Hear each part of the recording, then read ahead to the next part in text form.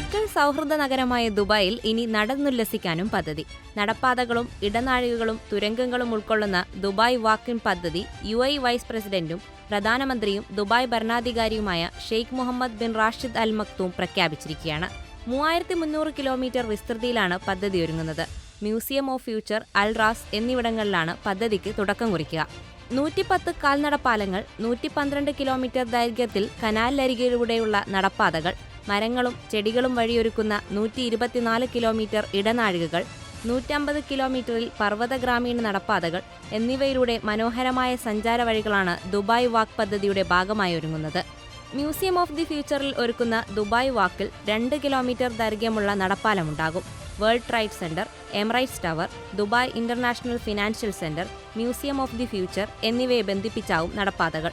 കൂടാതെ ഇത് മെട്രോ സ്റ്റേഷനുകളെയും ബന്ധിപ്പിക്കും.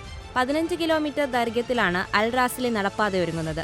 മെട്രോയിലും മറ്റു വാഹനങ്ങളിലും സൈക്കിളിലും ദുബായിയുടെ സൗന്ദര്യത്തെ ആസ്വദിച്ച നമുക്കിനി നടന്നുകൊണ്ട് ആ മനോഹാരിതയിൽ അലിഞ്ഞു ചേരാം.